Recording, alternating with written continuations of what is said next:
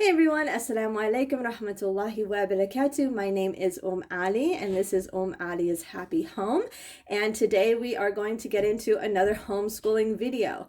So we are slowly going through all of the content for my oldest child's second grade school year, which is a more of a Charlotte Mason approach.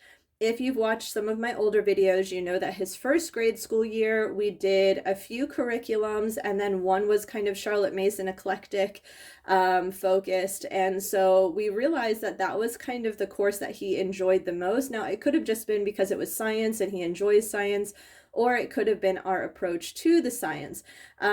When I started researching homeschooling methods, the Charlotte Mason method was one that I was probably most interested in for the most part. It just seemed to kind of click, and it seemed to have enough structure, but also enough flexibility in it to where I thought that it would work not only for me as the teacher and the mother, but also for my children.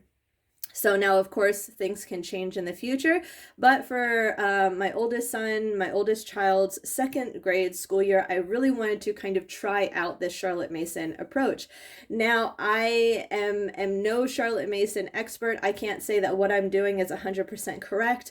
All I can say is that it is inspired by the method. I have read a couple of her books. I have watched lots of YouTube videos and some blogs and things like that. And I follow a few Charlotte Mason educators. And so I thought I kind of have a grasp on it. I'm not so sure, but we did what we did this year, and I think it worked for the most part. We're going to go over our history section for today. If you are interested in our science section, that is the previous video that I posted. I will try to link it down below. I am really bad at the caption area where you're supposed to link things and mention people and mention books and list everything, and I am bad at that. I just want to get the video up. I do think that stuff is so helpful. Even me, when I watch YouTube videos, I'm like, please, I hope you listed this down below with the link. At the same time, just take notes, maybe? I don't know. Pay attention. All right, so let's go ahead and get started so that this video isn't too long. So like I said, this is the history section for my son's second grade school year. So I figured we would probably be going into something like a social studies soon. Also too, we live in America, so I thought him understanding some of the American history for now is really important. I love ancient world history. That is where I feel like I will flourish as a teacher because it will be something that I myself will be really into. But I also think that there's just so much amazing stuff to learn about ancient history that I feel like as a small child, it can be really hard to fully appreciate that kind of stuff. And I don't want to, not that I feel like I'd be wasting my time. I do think that my oldest son is a certain type of intellectual to where he would find a lot of that stuff really fascinating, but still, he's still a kid. And there's only so much appreciation kids can have for that kind of stuff. So I'm kind of trying to hold out on doing like the really amazing, like the, Egyptian stuff and, and just like going into the Mongols and like, the European history, with kings and queens and all that kind of stuff, like the stuff that's like really cool. I feel like I'm kind of trying to save that until he's a little bit older so that like we can really appreciate it together.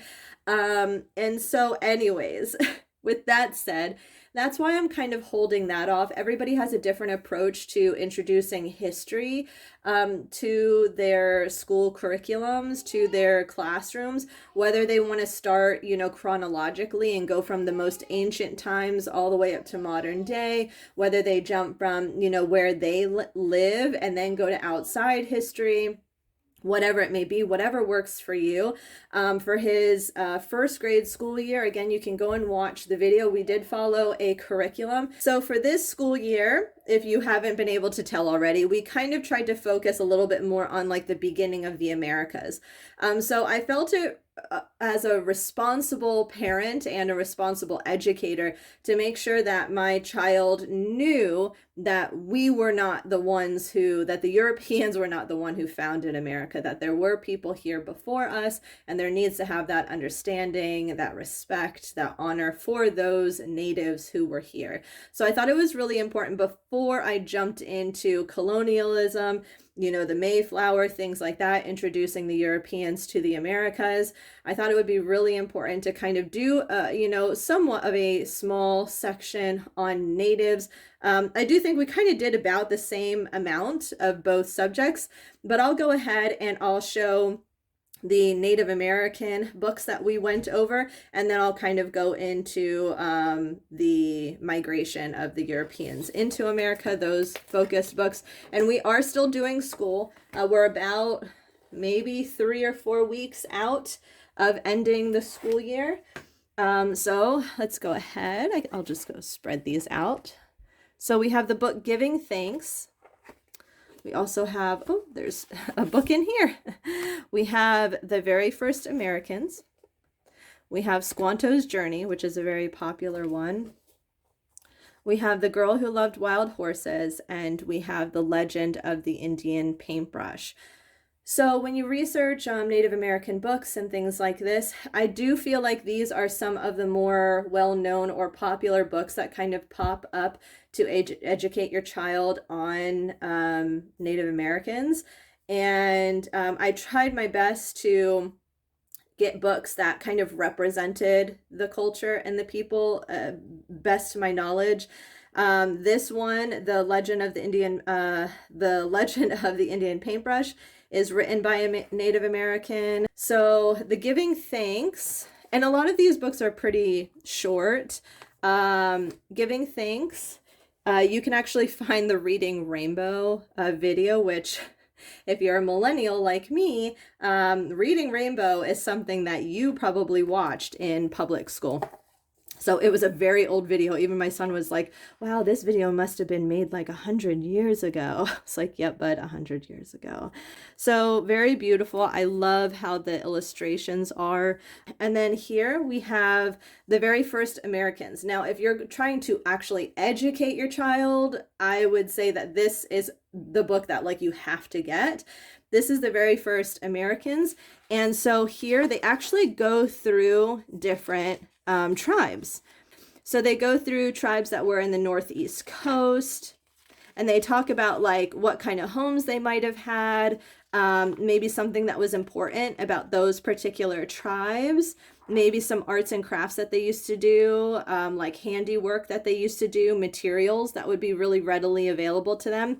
Same with the Southwest. So you can see that they have a bit more of like an adobe style home, flat tops, things like that. And so they would talk about, the temperature, maybe things that they would eat in that area. And then you have like the Indians of the plains, they would talk about how buffalo was much more readily available to the Indians of that Native Americans, that were kind of in that area. They talk about the woodland Native Americans, and they do mention tribes by name also. So, and then they talk about the Seminole Indians, who were kind of more in the southeast areas, so a bit more of a tropical climate. So I do think that this book was really good with actually educating. And then we would go to things like YouTube and actually type in those tribes and see if we could find any type of YouTube videos.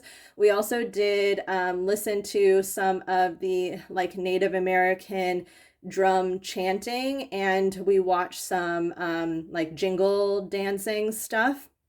So then, of course, we have Squanto's Journey, which is, again, probably one of the go-to books for homeschoolers, the story of the first Thanksgiving. Really cool book.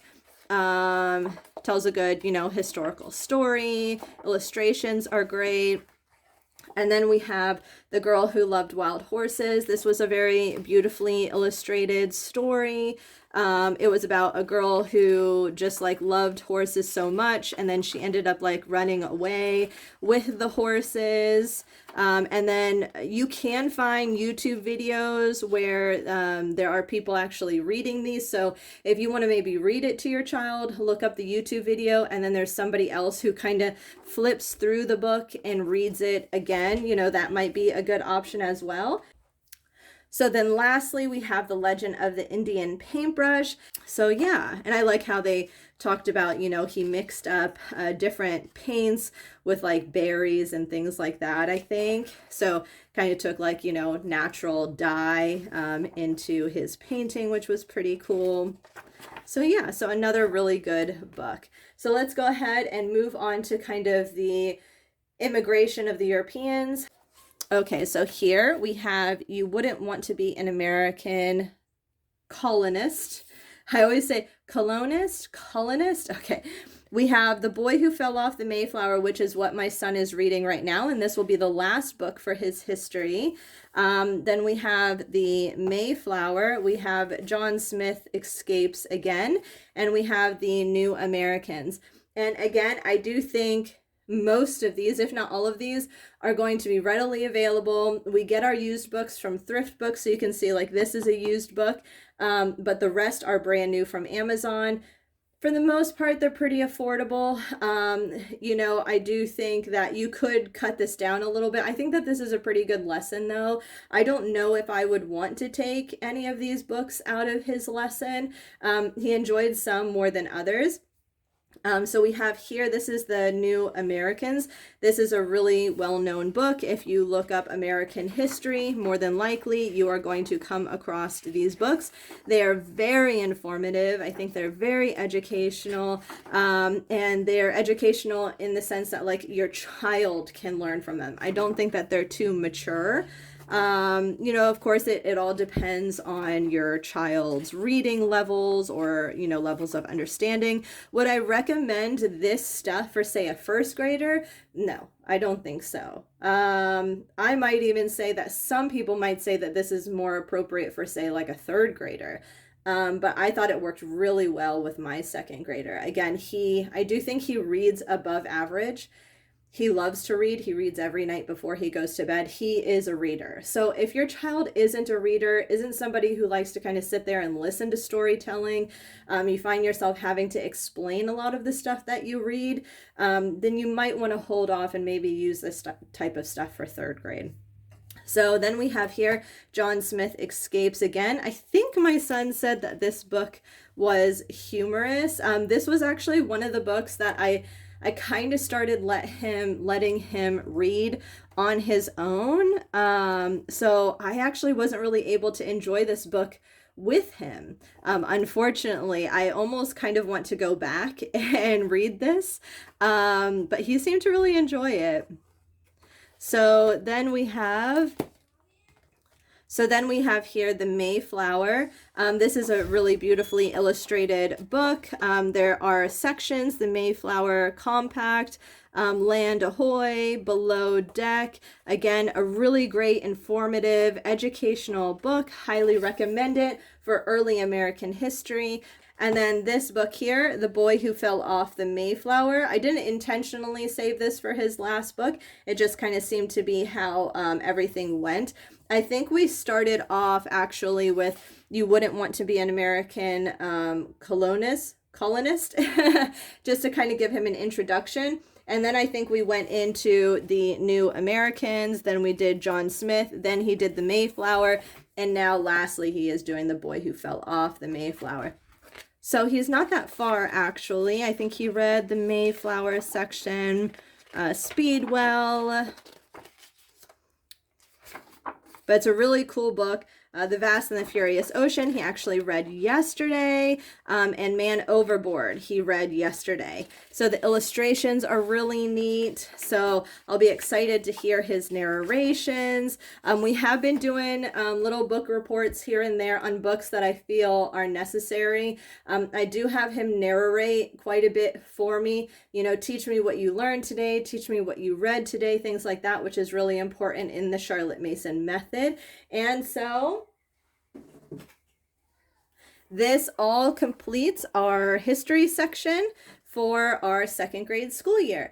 I will be interested to see what we decide to do for third grade. It's kind of up in the air. A part of me wants to continue doing the Charlotte Mason method with my oldest because it seems to be working.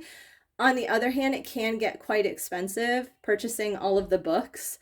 Because it's different when you have a curriculum, you just buy that one curriculum and like it's it.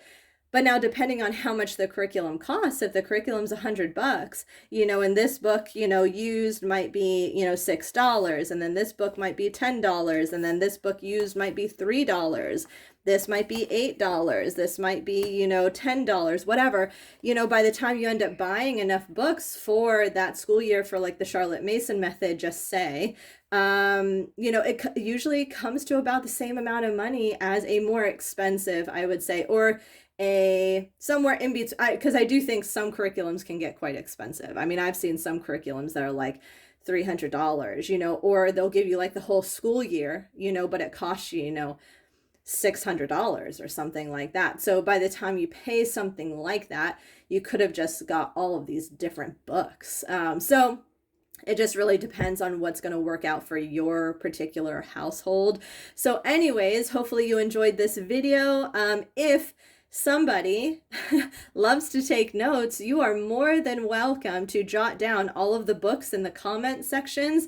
I would favorite that comment and post it to the top if you want to do that for me, because Allah knows I probably will not do it in my caption area, and I apologize for that. If my homeschool videos become more popular and I'm seeing that I'm getting lots of views and people are really interested in the content, then I might try a little bit harder.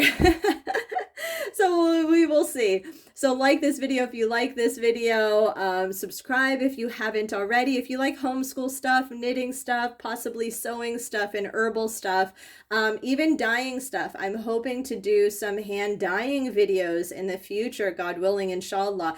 If you are not familiar with my content, I do own a small business called Scarves for Love where I hand dye scarves. You can wear them as scarves, you can wear them as veils, whatever it may be, as hijabs. But I also hand dye fabric, I hand dye clothes. It's just something I really love. It's a craft that I really enjoy, and it is a part of my business. Look forward to my continuing series of showing you guys what we are doing for the second grade school year. We have Islam, and we have geography, and we have language arts, and we slacked big time on Arabic this year. I'm hoping to make it up soon, but we really almost, I could say, halfway through the school year just totally canceled out our Arabic. It was just, it's essential, but it almost became a non-essential, and I'm not an Arabic speaker, so I do think I kind of started to get frustrated with it and just like, what do I do here? So please forgive me with that. I'm going to try harder, not only for my children, but for myself also. But yeah, so we have Islam, geography, and language arts that I will be sharing with you guys, inshallah. And I'm not going to share math with you guys because like I said in the other video, we did master books. We did master books for the his first grade school year as well. If you really want me to share it with you, I will, but it's going to be such a short video because I'm just going to say like, here, this is the workbook we did. It worked well. It worked like it worked last year, and we might continue to do it for his third grade school year as well. So that's about it. All right, salam again. Bye. I'll talk to you guys soon.